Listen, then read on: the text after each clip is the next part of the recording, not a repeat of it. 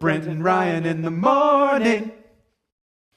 Good morning. I'm Brent. And I'm Ryan. And this is Brent and Ryan in the morning. And welcome. It's Tuesday, March 26th. We are into week 12. And in our reading this week so far, in the 2 days, we've kind of made a little bit of a turn. We started with Matthew, and so we finished the third gospel that we've read through. And we now pick up Hebrews. But before we get to Hebrews, you know, one of the things that you and I were talking about is as you read through these gospels, it's very interesting that as you look at the crucifixion scene, as you look at the resurrection scene, they don't always say the exact same thing. In fact, it could be a little confusing to some people as they read it. Yeah, as I was going through it, I was like, this is interesting. Jesus' last words on the cross here in Matthew are unique. We haven't seen them yet, even though we've had this entire scene detailed over and over. And so...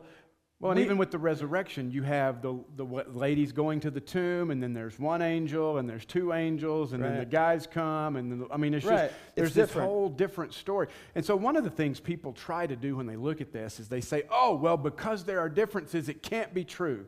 Is that what you think we have to take away from that? Well, obviously. Obviously. No, so we're done. See you guys because, later. You know, when I go home and something crazy happened in my home, my children always tell me the identical story. Yeah, sure they do. No, you're right. You and Amy don't even tell me the same story when something happens and around we're here. Grown adults. But there is an important aspect to this is, you know, the Bible is written by human authors. And each of these authors comes at this from a little different perspective. We talked about that Matthew is written with the Jewish audience in mind. Luke was written for Theophilus and a more Gentile persuasion. And so as they think about this, it's not that this one's right and this one's wrong, but it's exactly what you're saying. If 3 people or 4 people or 10 people watch the same event, you're going to get 10 variations of the same story. Well, and to add to it, now tell that story 30 years later. Because these accounts weren't written immediately after Jesus. They were many years past. And so the things that surfaced as most important to write down for one person might be different than the other. Doesn't mean that they're mutually exclusive events and we have to figure out which one was right and which one was wrong. It doesn't mean that the resurrection didn't happen. In fact, if anything, it gives validity to the truth of the resurrection of Jesus. And so I think that is an important thing to take away. And honestly, a little bit later, in a week or so, as we get to the Gospel of John, when we get to the end of that one, you're going to see a little bit of a variation there as well. But you can keep this in mind. But the one thing that we know for certain happened is that Jesus stole a donkey before he headed into Jerusalem. Before he did, grand theft donkey that was reported 3 different times. Not sure why that event was so important. But crystal clear, no question. Crystal clear, that's exactly right. And you know, Matthew, one of the things I love about Matthew is the way he ends. You know, he ends with what we know as the Great Commission, you know, where we're taught to go and make disciples. I thought you were going to talk about the people getting out of the tombs and walking around Jerusalem. I'm going to let you explain that in an upcoming sermon. So, you know. Please don't. Which is a reminder that there are some things in the Bible that even the greatest minds, not us, but people a lot smarter than us, really look at and go, we don't know. No idea. We don't really know what that means or why it's recorded or, you know, anything. So that's a weird one. But no, the Great Commission is where I was going. Back on track. That's back on track. It's just this important call at the end where Jesus is saying, the things I've done, the things you've learned, go and teach others, baptize them, help them become Christ followers so that the entire world has an opportunity to know and follow Jesus. And that's just such an important way to end Matthew. And they did a great job of that. And they spread the gospel message.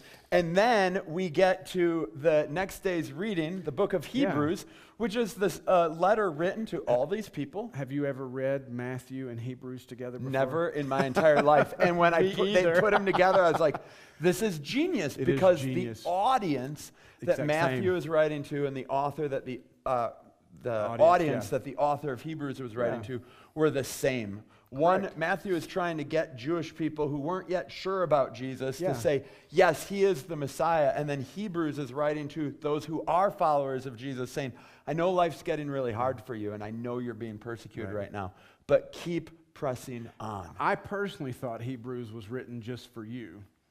I love it. You know, we joked about this, Brent, but how many times have you pointed at me and said, Ryan, you got to love this because it's the Old Testament in the New Testament. And that's where I go, yes, the Old Testament it's back puts again. color really into is. the New Testament. And it's so important because of the audience that Hebrews was written towards. Again, they knew the Old Testament scriptures. They were raised as Jews. They were raised in this idea of these scriptures from very early ages. So it makes sense that when you want them to see who Jesus was and understand how he fulfilled that, to keep bringing those things back in, which they do in a great way. But you loved something else about the beginning of Hebrews. Well, so the very first little sermon, if you will, in Hebrews, as the introduction showed us, there's kind of 4 little pieces to it, was comparing Jesus to angels. Something we know a lot about. Something that we have never, I've never preached on it. We've never Probably heard a sermon not going here. to. I don't plan on it. You can do that when I'm on vacation So sometime. clearly, angels are real. Yes. The author of Hebrews has a lot to say about angels. And I'm left with as many questions as I have answers. And the challenge here, though, is I think that we can try to focus on the angels, but I really don't think that's where the writer of Hebrews was going. Because what he's wanting to point out is just the elevation of Jesus. That Jesus was greater than the angels, that he was no ordinary human, that he did have to become human. He did have to take on human flesh. But in doing so, he was still greater than the angels because he had created the angels. And not only that, by coming as a human and still being greater than the angels, he was able to break the power of sin and the power of the devil. And I thought that was a powerful statement as you just jump right into Hebrews. You jump in and you're hit with something that's very fresh. We haven't seen anything like it yet in all of our reading through the New Testament. But it's just pointing us to the fact of Jesus' incredible greatness. You know, to the audience there, they'd be like, any message the angels brought has to be incredibly important. And he's saying, the message that the Son of God brought is even that better. much more important to even us. better. And I loved how the writer of Hebrews even talked about how Jesus experienced what we have experienced, so that when we have difficulty, like you were saying earlier, when you have trials and persecution, whatever you're going through, Jesus has been there. You have a sympathetic Savior and an empathetic Savior who can understand. Perhaps a great high priest that we'll read about. Oh, that's coming up. That's right. So even more Old Testament references for Ryan to get all excited about. You know, Ryan, I realized after we ended our last video that we forgot to do something. What was that? Ooh, another mug giveaway? You know, it was Friday and we didn't do this. It's probably because we had spring break brain.